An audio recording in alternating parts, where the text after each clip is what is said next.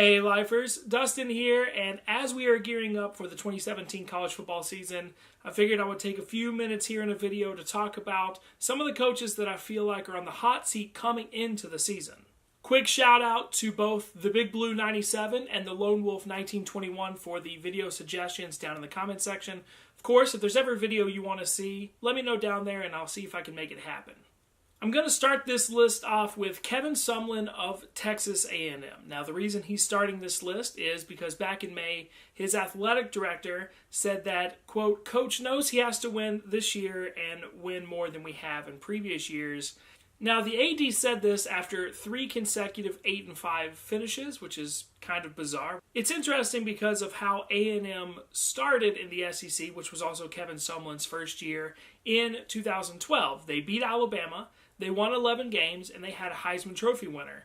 And Kevin Sumlin from Houston looked like an absolute surefire hit. Everyone couldn't believe it. They waltzed into the SEC and was within a breath of going to the SEC championship game in their very first year in the league. And everything looked like it was going to go great. And then they've slipped into mediocrity since then. Now, they've had really good recruiting over the last few years under Sumlin, but they have had mediocre quarterback play, which has led to mediocre results over the last 4 seasons. Now, they've brought in really good quarterbacks down into College Station, but those quarterbacks have, while developing, subsequently transferred to the likes of TCU, Houston, and Oklahoma. Texas A&M's schedule for Sumlin this year will not be the easiest in the history of Aggie football, as they pull South Carolina, which is a growing, getting better team, and they travel to Florida, the defending SEC East champions for the last 2 years. They pull those 2 teams from the East. They also have to play the LSUs, Auburns, and Alabamas of the West, and they start the season on a road game at UCLA. Sumlin needs to win more than 8 games this season, but the schedule is against him. And in fact, doing 9 wins probably wouldn't do anything. A&M probably has to get, I would say, probably 10 wins and into a New Year's Six Bowl, or at least a higher level SEC Bowl than what they've been the last few years, in order for Sumlin to be safe. If not, A&M could start next year with a brand new head coach. Speaking of UCLA, let's talk about the Bruins and their head coach, Jim Mora Jr. Now, Mora was fired after 3 seasons as the head coach of the Atlanta Falcons, 1 season after the head coach of the Seattle Seahawks, and when he came to UCLA, it was his very first ever head coaching gig at the college ranks, and it started pretty well. His 2012 team started 9-2 and won the Pac-12 South before losing to Stanford in back-to-back games in 6 days. Weird.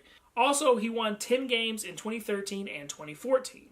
But that feels like ages ago. A 2015 record of 8-5 came a year before last season's really devastating and surprising 4-8 record. The Bruins' 2017 schedule isn't easy, but it is good enough that the Bruins, with the talent they have, should get to 8 or 9 wins and go bowling. A lot of it hinges on the play and health of quarterback Josh Rosen. If they don't, we may see another head coach prowling the sidelines of the Rose Bowl come 2018. Let's stay in the Pac-12 South and talk about the Arizona schools. After taking West Virginia to the brink of a national championship, head coach Rich Rodriguez took the job over at Michigan, and it was disastrous, to say the least. The belief was when he brought his up-tempo spread offense to Tucson, some great things would happen, and in the beginning, it looked like they may. Back-to-back 8-5 bowl win seasons in 2012 and 2013 laid the groundwork for a 10-win Fiesta Bowl appearance in 2014, but a 6-6 2015 record and a 3-9 2016 record, including just 1 Pac-12 win, isn't sitting well with the base. Again, I live in the state of South Carolina, and there was talk around these parts that Rich Rod was desperately trying to get the South Carolina gig after Steve Spurrier stepped down. I don't know if there's any credence to that. I don't know how true that is. But if Rich Rod doesn't turn the ship around down there in Tucson, he may not even see the end of the 2017 season. Now, let's stay in Arizona and talk about the Wildcats' biggest rival. When Todd Graham left Pittsburgh after only 11 months, many people around the country, including myself, wondered just how loyal of a person he could be to one program.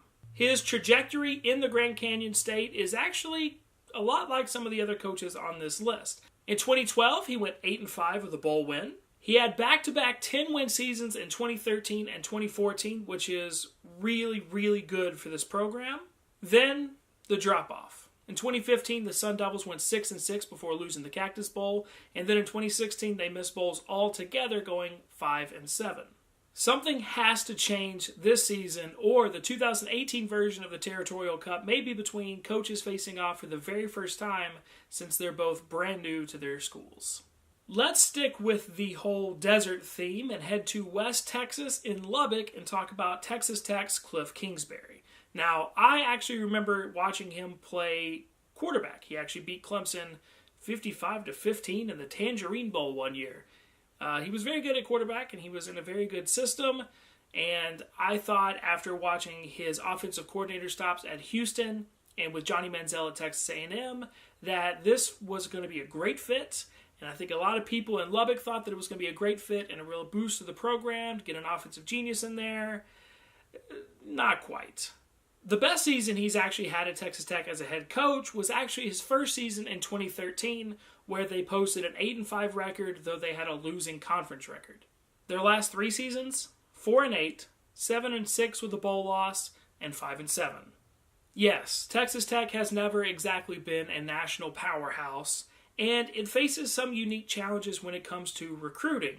But an out-of-conference schedule that includes FCS foe Eastern Washington, traveling to Houston, and hosting our good friend Todd Graham in Arizona State at home after a bye week early are going to be crucial to this team's success in the coming year. There are new head coaches this year at Texas and Oklahoma, both trying to figure out their way around the program and recruiting and all of that good stuff.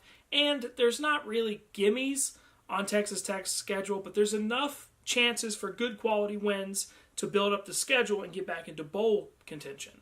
Kingsbury is going to get some slack because of what he means to that program, because of what his name symbolizes within that program, but at some point you have to wonder where the slack ends. If the man can never find a defense that can stop anybody and get off the field, at some point he's going to get the axe, and that may come at the end of the 2017 season.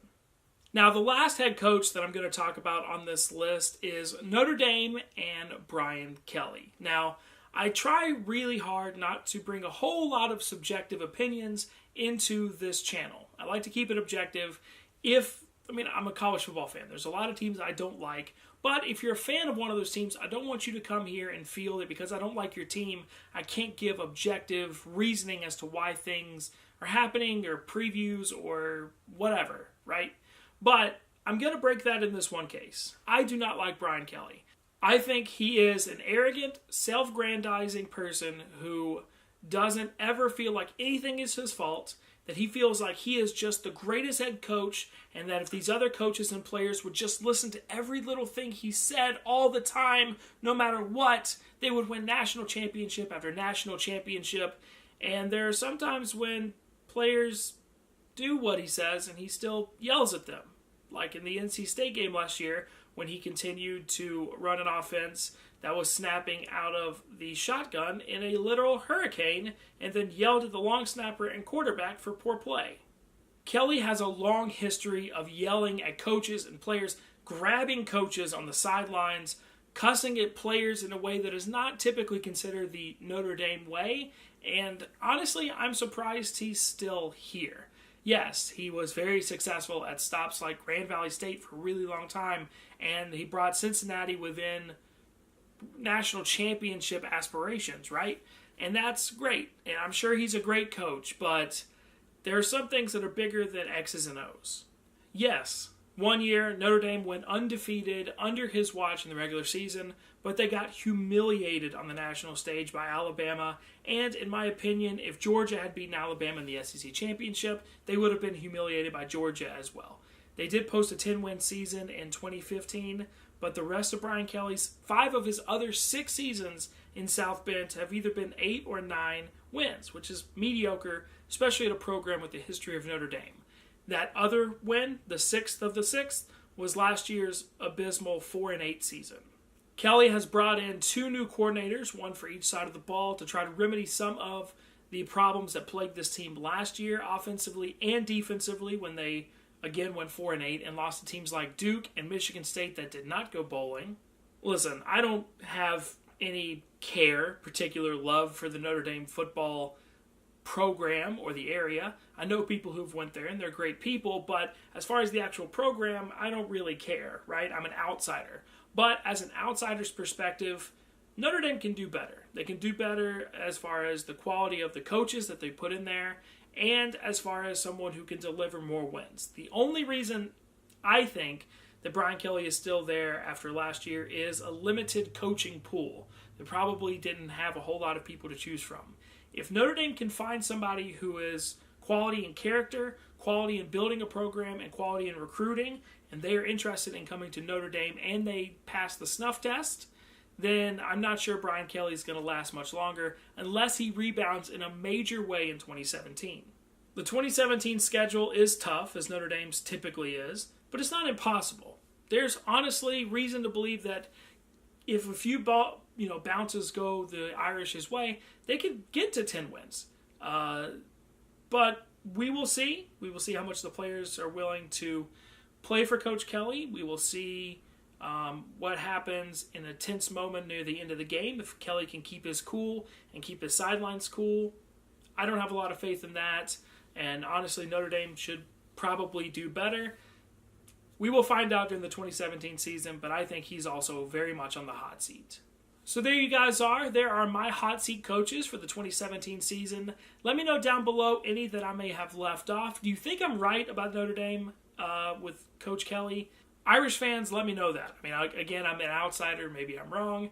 I tried to focus on the Power 5 level because that's the ones I'm most familiar with. I know there's some issues going on at Akron maybe, but if there's any group of 5 head coaches that are kind of teetering on a warming, increasingly warm seat, let me know that down below as well. Thank you all so much for watching. I hope you enjoyed it. As always, if you did, make sure to give it a big thumbs up. You can click right here in order to subscribe or watch any of the other videos that YouTube has suggested for you over there to the right. Thank you so much for watching, and as always, until next time. Tomlin of Texas A&M. Now, the reason he's starting this list is because back in May, his athletic director said that, quote, Coach knows he has to win this year and win more than we have in previous years. Now, the AD said this after 3 consecutive 8-5 finishes, which is kind of bizarre. It's interesting because of how A&M started in the SEC, which was also Kevin Sumlin's first year in 2012. They beat Alabama. They won. Hey, Lifers, Dustin here, and as we are gearing up for the 2017 college football season, I figured I would take a few minutes here in a video to talk about some of the coaches that I feel like are on the hot seat coming into the season. Quick shout out to both the Big Blue 97 and the Lone Wolf 1921 for the video suggestions down in the comment section. Of course, if there's ever a video you want to see, let me know down there and I'll see if I can make it happen. I'm going to start this list off with Kevin Sumlin Getting Better team, and they travel to Florida, the defending SEC East champions, for the last 2 years. They pull those 2 teams from the East. They also have to play the LSUs, Auburns, and Alabamas of the West. And they start the season on a road game at UCLA. Sumlin needs to win more than 8 games this season, but the schedule is against him. And in fact, doing 9 wins probably wouldn't do anything. A&M probably has to get, I would say, 11 games, and they had a Heisman Trophy winner. And Kevin Sumlin from Houston looked like an absolute surefire hit. Everyone couldn't believe it. They waltzed into the SEC and was within a breath of going to the SEC championship game in their very first year in the league, and everything looked like it was going to go great, and then they've slipped into mediocrity since then. Now, they've had really good recruiting over the last few years under Sumlin, but they have had mediocre quarterback play, which has led to mediocre results over the last 4 seasons. Now, they've brought in really good quarterbacks down into College Station, but those quarterbacks have, while developing, subsequently transferred to the likes of TCU, Houston, and Oklahoma. Texas A&M's schedule for Sumlin this year will not be the easiest in the history of Aggie football, as they pull South Carolina, which is a growth